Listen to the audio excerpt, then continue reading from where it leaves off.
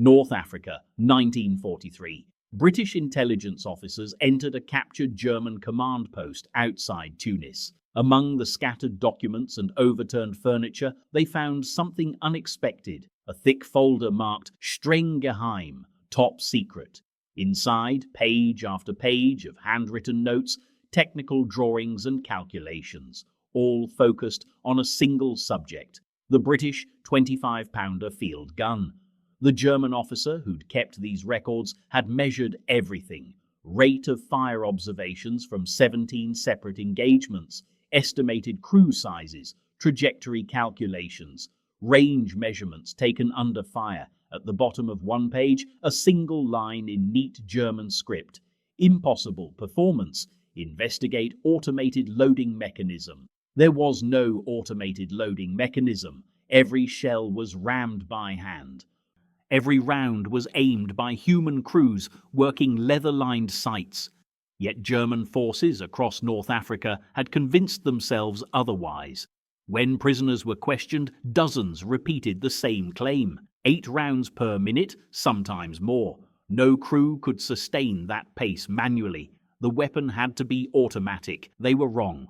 But their mistake reveals something more significant than German intelligence failures. It shows exactly how far British artillery had pushed beyond anything the Wehrmacht could match. Because here's what those German analysts couldn't explain. How do 1,000 British guns systematically destroy 7,000 Axis guns across a 3-year campaign? The mathematics seemed impossible. Rommel commanded more artillery. His forces held interior lines.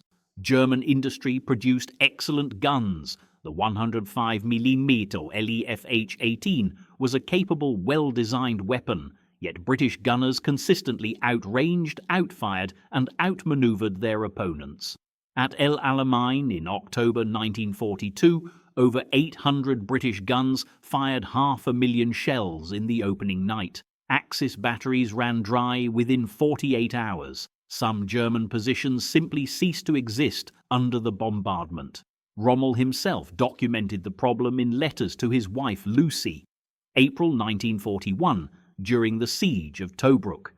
British artillery fire swept the entire area. Italian troops hid beneath their vehicles while officers tried unsuccessfully to restore order. July 1942, after the First Battle of El Alamein, our casualties from artillery were severe. The British never seemed to run short of ammunition. October 1942, as his last offensive collapsed. Incessant artillery and air attack, defensive operations nearly impossible. The Desert Fox called it the desert's real terror. Not tanks, not aircraft, artillery, specifically one gun, the Ordnance QF 25-pounder, 87.6 millimeters, 25 pounds per shell, maximum range exceeding 13,000 yards. But the weapon itself explains only half the story. German forces captured approximately 50 25-pounders during the North African campaign. They designated them 8.76 Stinby FK-280E and incorporated them into their own batteries. German gunners fired these captured weapons. German officers studied the design. Their technical intelligence assessed it as superior to the Lefh-18 in mobility, rate of fire and versatility. Yet even with captured guns in their possession, German artillery never matched British performance. The difference wasn't the weapon, it was everything surrounding the weapon. The training, the doctrine, the coordination systems that British forces had spent the entire interwar period developing. Consider what happened when German soldiers first encountered concentrated 25-pounder fire. Operation Crusader, November 1941. British forces launched an offensive to relieve Tobruk and push Rommel back from the Egyptian frontier. German intelligence reports captured after the battle noted British artillery superiority in range and concentration. One German officer recorded that British guns could mass fire from multiple batteries faster than German forces could respond. The officer was describing something German doctrine didn't include: British artillery operated through a hierarchical targeting system unknown to Wehrmacht forces. A forward observer could call a battery target, 8 guns responding within 90 seconds. A Mike target brought 24 guns from an entire regiment. An Uncle target concentrated 72 divisional guns. A Victor target could mass 300 to 600 guns from Corps and Army Group Royal Artillery units. Response times ranged from 90 seconds for battery fire to approximately 5 minutes for concentrations involving multiple divisions. German artillery doctrine emphasized decentralized control at battalion level. This allowed rapid response to local situations but prevented large-scale concentrations. Germans had no equivalent to the British stonk, a standardized linear concentration originally developed by New Zealand forces. They lacked time-on-target procedures that brought shells from dozens of batteries to impact simultaneously. When Brigadier Parham demonstrated the system during 1941 exercises, he brought 144 guns from 6 regiments onto a single target within 5 minutes of the initial observer report. No German formation possessed equivalent capability. By the time German batteries calculated firing solutions and coordinated with neighbouring units, British shells were already falling. But coordination systems meant nothing without guns that could actually deliver sustained fire. This is where the 25-pounder's design became critical. The weapon emerged from British requirements defined during the 1930s. The Army needed something that could replace both the 18-pounder field gun and the 4.5-inch howitzer with a single versatile design. Range had to exceed existing German and French artillery. The gun needed mobility for rapid displacement. Rate of fire had to support both preparatory bombardments and quick response to emerging targets. Design work began at Woolwich Arsenal. Engineers settled on 87.6mm caliber, producing a shell weighing exactly 25 pounds. This caliber provided optimal balance between shell weight, barrel stress, and logistics. Smaller calibers lacked sufficient high explosive payload for effective area bombardment. Larger calibers reduced rate of fire and increased ammunition weight. The gun used a split trail carriage that could be towed by standard vehicles at speeds up to 30 miles per hour on roads, but the revolutionary feature sat beneath the carriage, a circular firing platform. Once positioned, crews could traverse the gun through 360 degrees by simply pushing the trail around the platform. German and American guns required complete displacement to shift fire sectors significantly. The barrel measured 2.47 meters in length, representing 28 calibers. This relatively short barrel allowed the weapon to function as both gun and howitzer. Low-angle fire provided maximum range for counter-battery work. High-angle fire at elevations up to 40 degrees allowed the gun to strike targets behind cover and in reverse slope positions. The breech mechanism used a vertical sliding block system. Experienced crews could open the breech, load the shell, load the charge, and close the breech in under 6 seconds. The layer responsible for aiming could maintain sight picture throughout the loading sequence, enabling continuous firing without reacquisition between rounds. Each gun fired multiple charge configurations, allowing precise range control. Charge 1, identified by a red silk bag, provided minimum range of 3,566 meters. Charge 2 combined red and white bags for 7,132 meters. Charge 3 used red, white and blue bags to reach 10,190 meters. Charge Super, the maximum propellant load, pushed shells to 12,253 meters. Shell types included high explosive, armor-piercing, smoke and illumination rounds. The standard high-explosive shell contained 1.8 pounds of TNT or Amatol explosive. Streamlined design with a boat tail reduced drag and extended range. Armor-piercing shot weighed 20 pounds of solid steel with a ballistic cap. Penetration values reached 63 millimeters at 500 yards, sufficient to defeat Panzer III and IV side armor at typical engagement ranges. The gun crew consisted of 6 men working in precise coordination. Number 1 commanded the detachment and maintained communication with the battery command post. Number 2 operated the breech and rammed shells. Number 3 served as layer, adjusting elevation and traverse to match the firing solution. Number 4 loaded shells from ready ammunition.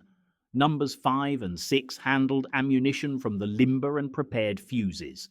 British gun crews trained relentlessly on speed drills. Standardized procedures eliminated wasted motion.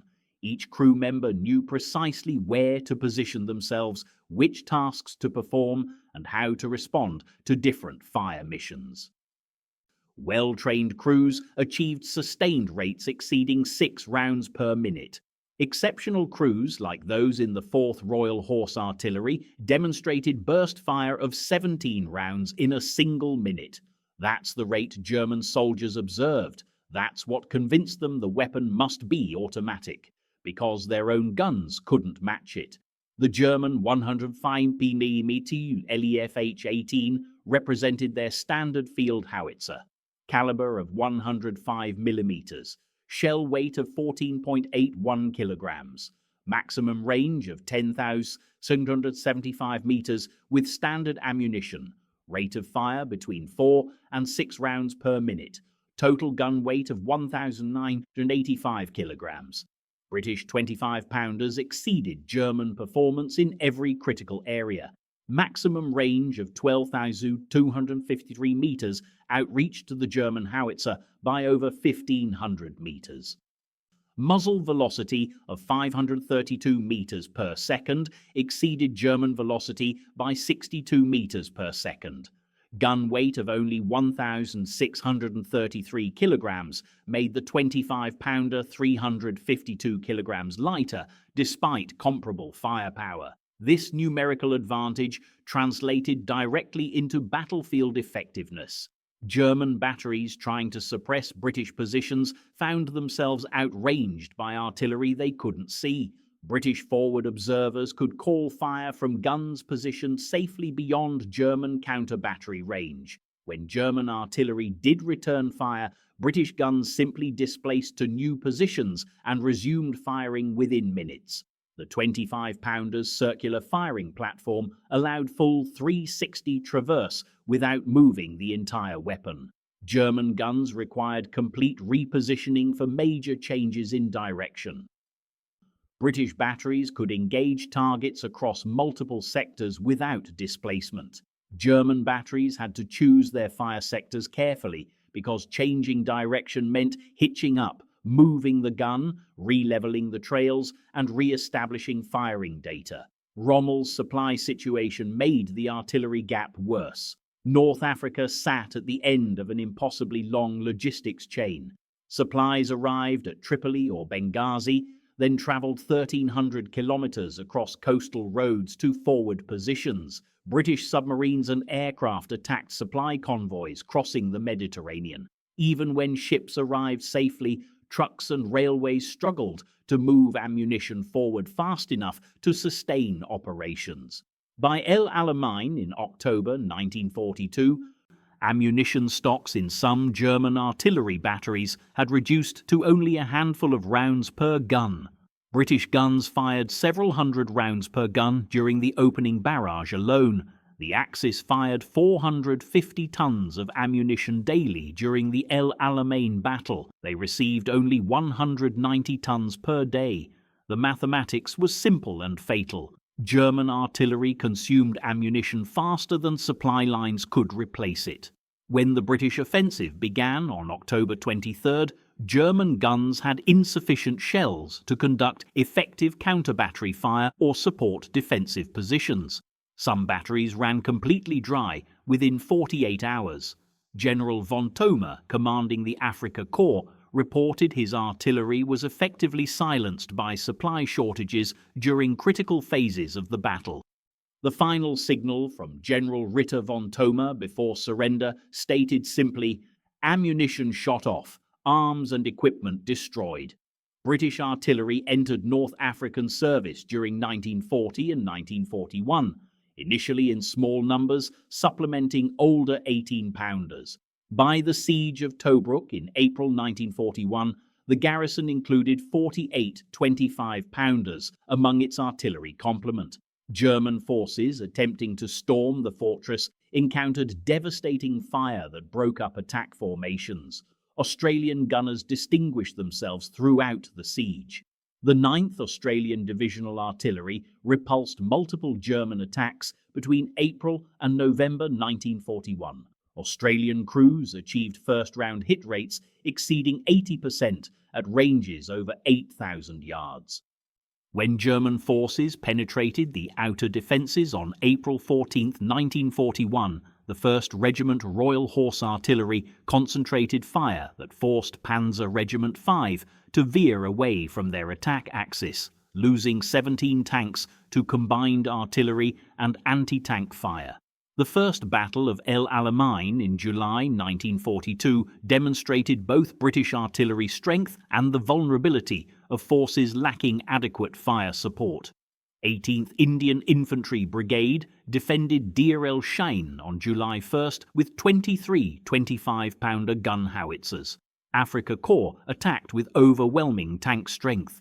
The Indian Brigade held for an entire day, buying crucial time for British forces to establish defensive positions. German tank strength declined from 55 to 37 operational vehicles during the engagement.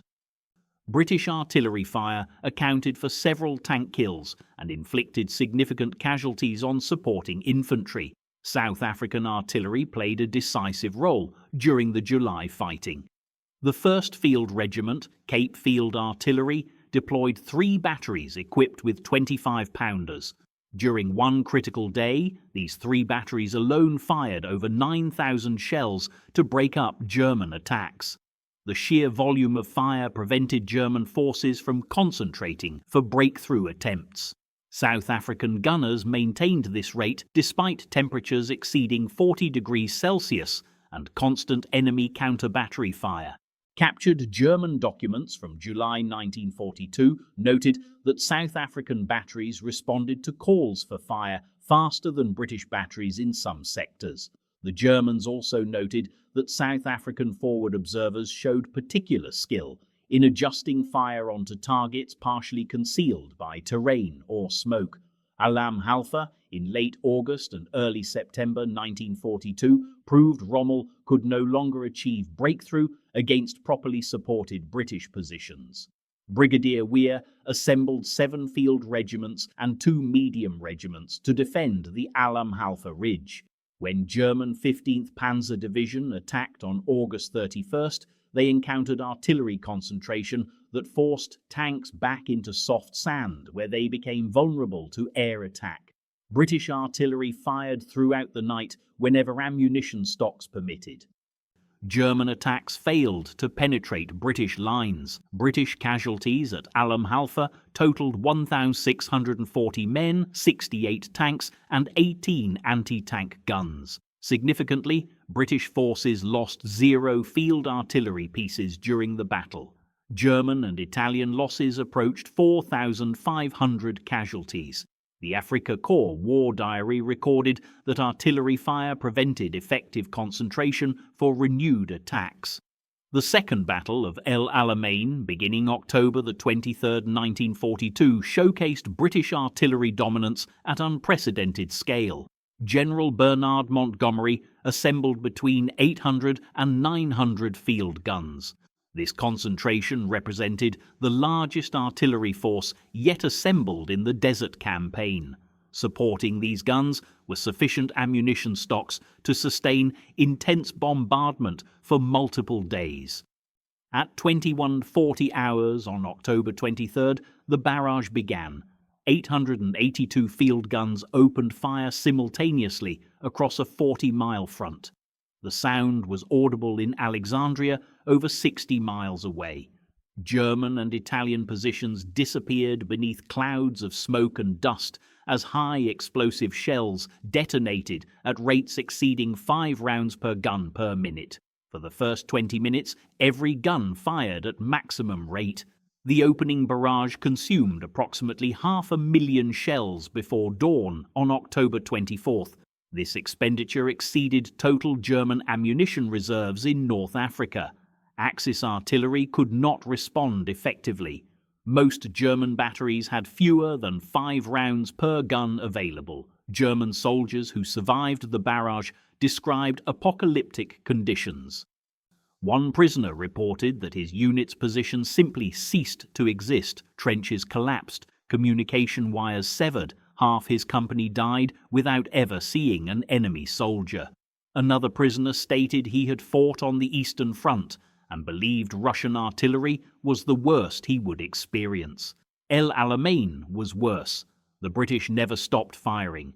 New Zealand artillery units distinguished themselves throughout the battle. Gunner Ivan Trevor Timpstow of 48th Battery fired the first shell of the offensive. New Zealand batteries maintained exceptional rates of fire throughout the 12-day battle. Their forward observers worked closely with infantry, calling fire missions that broke up German counterattacks before they could develop momentum. Operation Supercharge on November 2nd represented the final major push. The preliminary barrage involved 360 guns, firing 15,000 shells over 4.5 hours. Artillery density in the New Zealand sector reached 52 guns per kilometre. That's 1 gun every 19 metres. No defensive position could survive that concentration. Nearly 350 guns fired more than 50,000 rounds, supporting Operation Supercharge. The volume of fire exceeded anything previously seen in mobile warfare. German prisoners later reported they could not hear verbal commands over the continuous shell detonations. Some described losing their hearing entirely for hours after the barrage lifted. Others reported psychological breaks among their comrades who simply stood up and walked toward British lines rather than endure additional bombardment. South African forces contributed significantly to the artillery dominance. The 1st Field Regiment Cape Field Artillery deployed 1st, 3rd and 14th Field Batteries. South African artillery fired 62,000 25-pounder shells during the battle. This represented approximately 12% of total British shell expenditure. South African batteries maintained higher than average rates of fire throughout the engagement. German casualties at Alamein exceeded 37,000 men, representing over 30% of engaged forces. Italian casualties approached 20,000. Allied casualties totaled 13,500. The casualty ratio heavily favoured the British, reflecting superior firepower and coordination. German prisoners questioned after El Alamein consistently mentioned British artillery as their most feared opponent. One captured major stated that German soldiers would advance against British tanks with confidence, but would not advance against properly supported artillery positions. Another officer reported that his battalion lost 60% strength to artillery fire before British tanks ever engaged. Multiple prisoners asked about the automatic 25-pounders. They refused to believe human crews could maintain observed rates of fire. German forces captured approximately 50 25-pounders during various North African battles. These weapons received German designation 8.76 mm Fk-280E. German artillery units incorporated captured guns into their own batteries, where they represented roughly 10% of German artillery at peak utilization. Armies do not integrate captured weapons unless those weapons offer advantages over existing equipment. German technical intelligence assessed the 25-pounder as superior to their own LEFH-18 in mobility, rate of fire, and versatility. Range advantage exceeded 1,500 meters. Weight reduction of 350 kilograms allowed lighter prime movers or faster road speeds. The circular firing platform impressed German observers as a significant tactical advantage. German reports recommended development of similar platforms for their own guns. Production priorities prevented implementation. But German analysts found British artillery coordination systems even more impressive than the guns themselves. Captured documents from 1943 show German intelligence attempting to understand British fire control procedures. They correctly identified the hierarchical targeting system but underestimated response times. German estimates suggested British divisions required 15 to 20 minutes to mass divisional artillery. Actual British divisions achieved massed fire in 5 to 10 minutes. German intelligence could not explain how British units coordinated so rapidly. The answer lay in systematic training and standardized procedures. British forward observers received extensive instruction in target identification, range estimation, and fire adjustment. Observer commands went directly to battery command posts, which immediately calculated firing solutions and transmitted them to gun positions. Crews executed fire missions with minimal delay. The entire system emphasized speed from target identification to shell impact. British batteries could engage targets within 90 to 120 seconds of initial observer report. German batteries typically required 3 to 5 minutes for similar missions. This 2 to 3 minute difference proved decisive in fluid combat. British artillery could engage German units attempting to maneuver before those units reached their objectives. German artillery arrived too late to prevent British advances. The cumulative effect of thousands of these engagements favoured the side that could shoot first and shoot fastest. British mobility exceeded German capability throughout the North African campaign. British guns were fully motorised using tractors like the Morris Commercial C8. These vehicles could tow 25-pounders at speeds up to 30 miles per hour on roads. Off-road capability allowed rapid displacement to new positions. German repositioning procedures proved slower even when motorised. British batteries displaced in minutes, while German batteries required significantly more time to move and re-establish firing positions. This mobility gap allowed British artillery to practice shoot and scoot tactics that frustrated German counter-battery fire. British observers would direct fire onto German positions. German batteries would calculate return fire coordinates and prepare to engage. By the time German shells arrived at the original British position, the British guns had displaced 400 to 800 yards away and resumed firing from new locations. German counter-battery fire hit empty ground while British guns continued their missions uninterrupted. Production began in 1939 with Vickers at Newcastle upon Tyne as the primary manufacturer. By 1945, British factories had produced 12,253 guns. Australia manufactured an additional 1,127 units. Canada produced guns at Sorel Industries. Total wartime production exceeded 13,000 weapons. The 25-pounder remained in British service until 1967. Korean War deployments demonstrated continued effectiveness against Chinese forces. Malayan emergency operations from 1948 to 1960 utilized 25-pounders for fire-base support and counter-insurgency missions.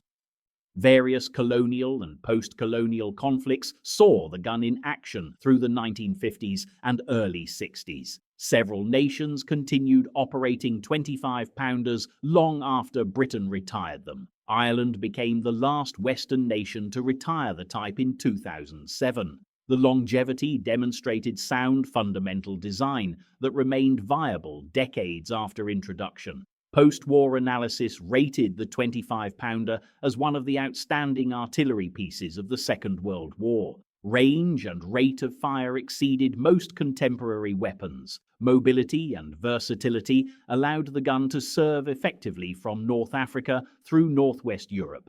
Reliability remained high even under harsh desert conditions.